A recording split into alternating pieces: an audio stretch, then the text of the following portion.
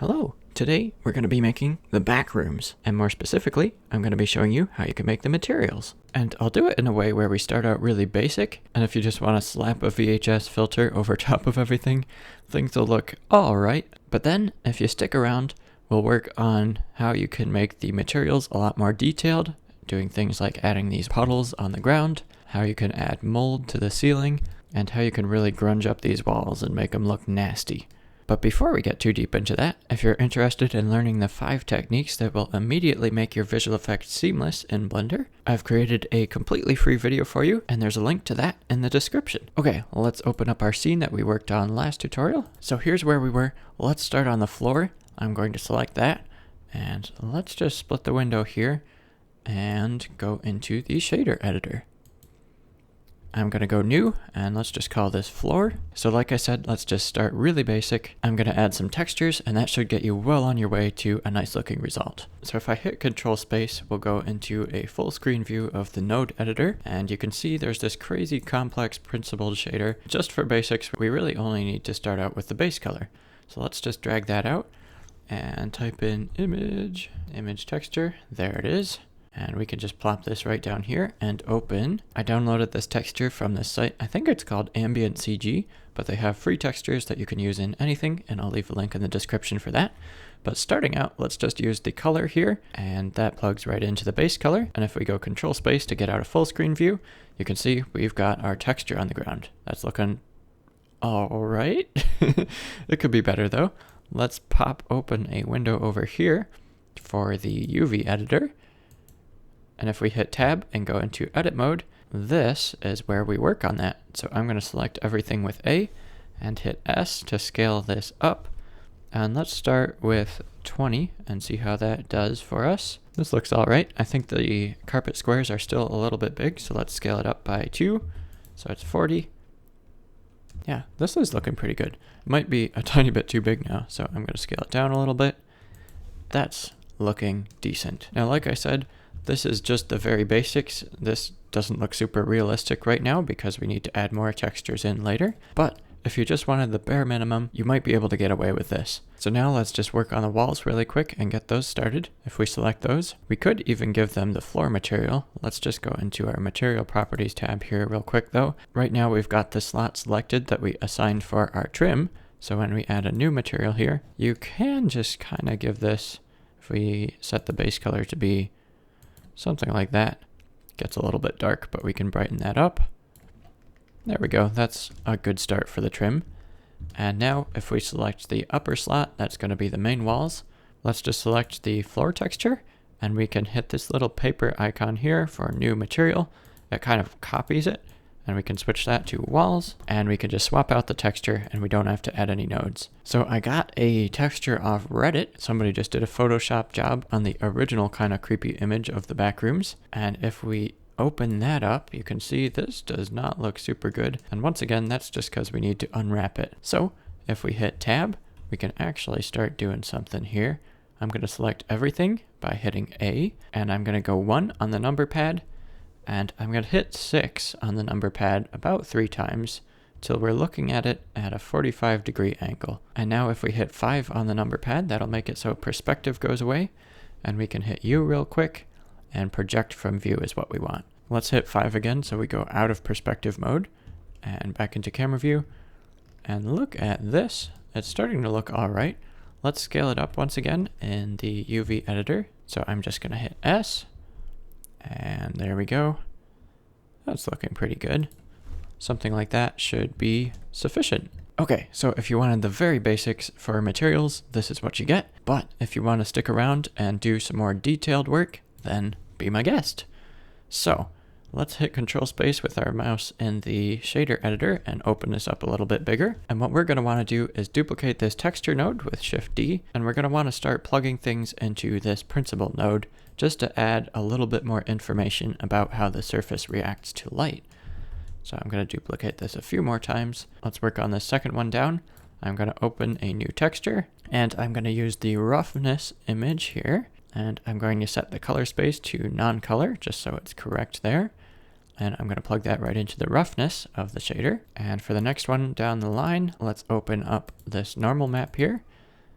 And I'm going to drag the color into the normal. And right now you can see this connection is changing colors, which means that the color is not necessarily normal information. So to convert that correctly, let's go Shift A and add in a vector normal map node. And if we drop that on top, you can see it converts from yellow to purple, and that's all good. And now if we look at our scene here, it is looking a lot more like a carpet, so that is good. And you can see a little bit of the difference here as we mute and unmute this, what our normal map does. Now, I think this could probably use a little bit more kick, so let's add in a bump map.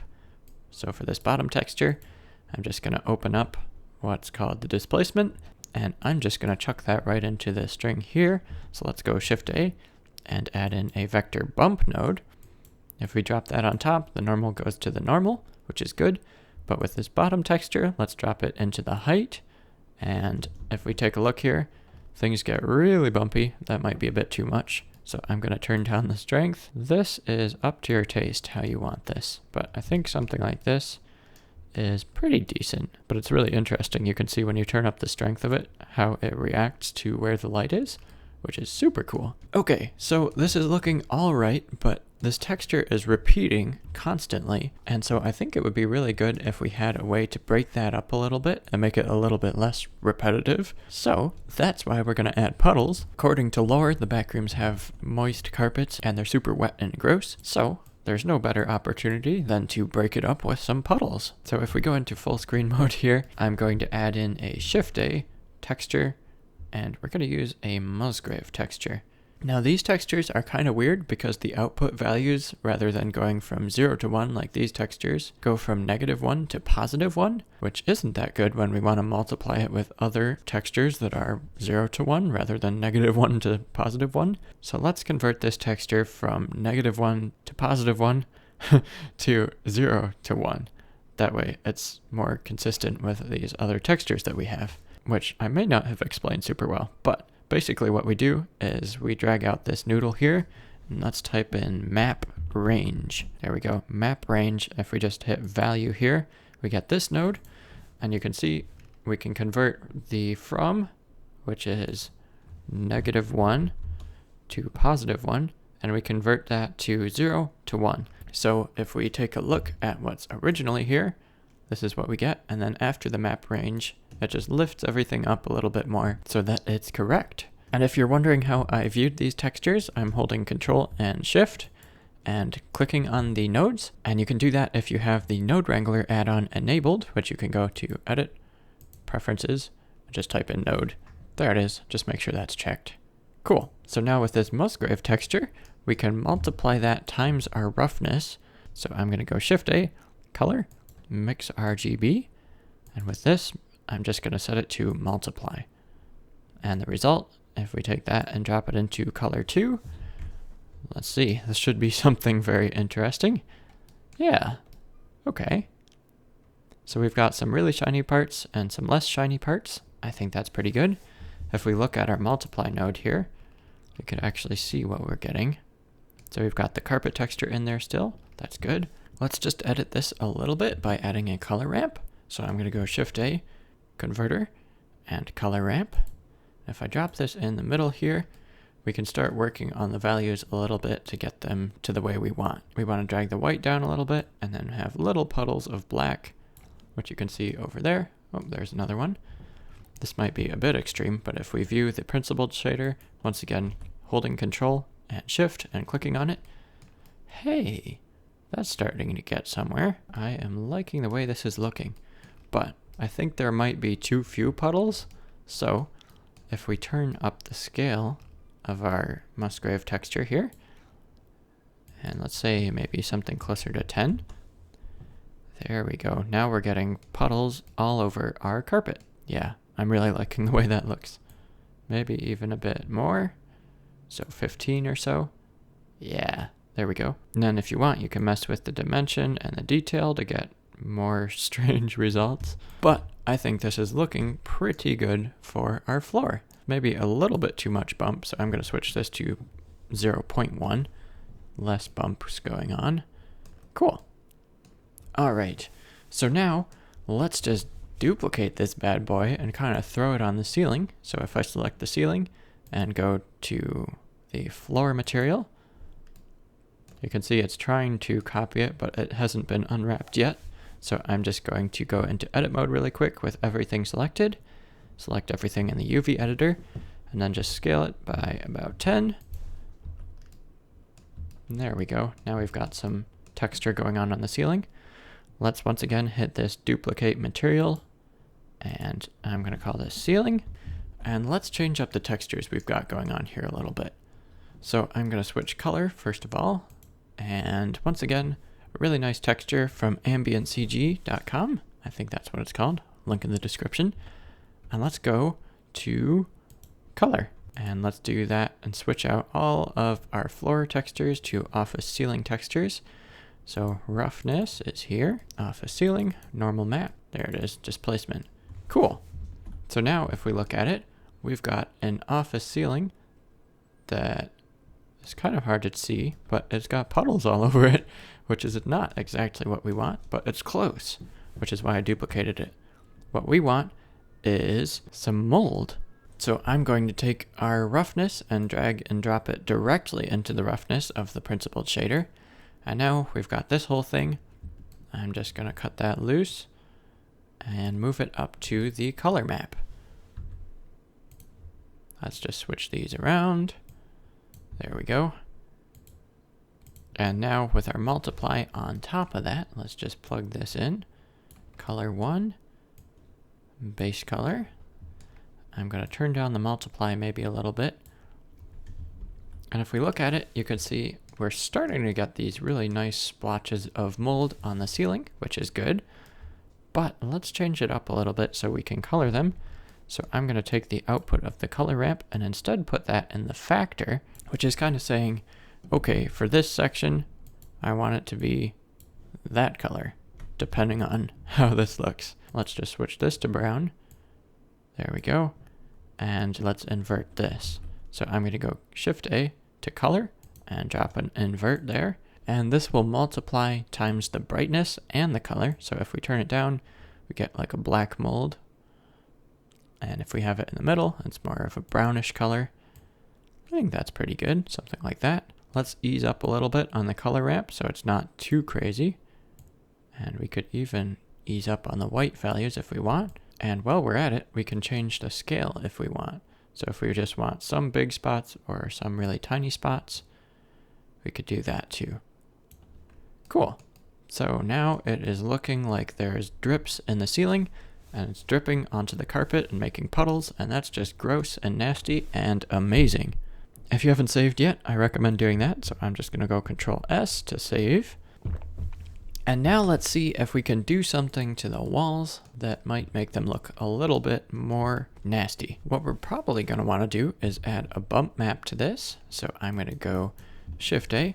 Let's go to texture and use a noise texture. So factor output can just go into normal for now. Let's once again go Shift A, vector, and add in a bump node and switch this from normal to height so it's in the right socket. Let's just take a look at this. Yeah, it almost looks like wrapping paper or something, which is super cool, but not exactly what we're going for. Once again, if you have Node Wrangler enabled, we can select this noise texture and go Control T, and that'll give us some mapping nodes to work with. Let's switch the input from generated to object so that it kind of takes the size of the walls into account, and we get more uniform noise. And now if we change the scale of our noise texture to be something a little bit crazy, like 30, we get this really fine bump texture. Probably want to be a little bit less strong though. So I'm going to take the strength and turn it down to something like a 0.05. And now we just get this nice variation in the shininess of the walls. And you can make that more strong if you want, but I think that's good. Let's add in a little bit more variation like we did with the floor. If we change the roughness value, that will kind of make it look more wet or less wet. And so I'm going to plug in another image texture. If we just duplicate this, this is something I found on textures.com, and it's just kind of a, if we take a look here, kind of a weird soggy leakish looking map, which is perfect. So if we plug this right into the roughness, and look at our shader once more, you can see there's lots of variation on the shininess of the wall, and it kind of gives you this feeling of like when drywall gets water behind it and it starts bubbling a little bit and gets real nasty, which once again is exactly what we want. So now you've got your back rooms going on, and this is looking pretty good. If you want to just kind of blend it together a little bit more, we could go into the world properties and maybe turn up the color of that. If we want it to be brighter or darker, we could turn it off. We're using this to light up the ceiling. So if we take this and select the color of the carpet, it's kind of like the light is bouncing off the carpet and hitting the ceiling, so that could be nice. Maybe a little bit less saturation here. Cool. So we have our backroom scene here now, and we've got our camera motion, so we could just animate our camera to be running around through this, or we could animate some monsters into it or something like that. We can extend it out to be a massive maze that looks like it never ends. Ooh, another thing that's really good to add in our render properties is to turn on screen space reflections. And when we check this, you can see our puddles get reflections in them of the walls. And if we look at our walls, we might, oh, the ceiling is doing it too. And I think our walls might be reflecting parts. So yeah, checking that box makes things very much more realistic. So once again, if you're interested in learning a little bit more about visual effects in Blender, check out that video on the 5 techniques for making your visual effects seamless. But hey, other than that, if you're interested in learning how to create a monster in Blender to put into your backrooms, check out this playlist on how to make Siren Head in Blender.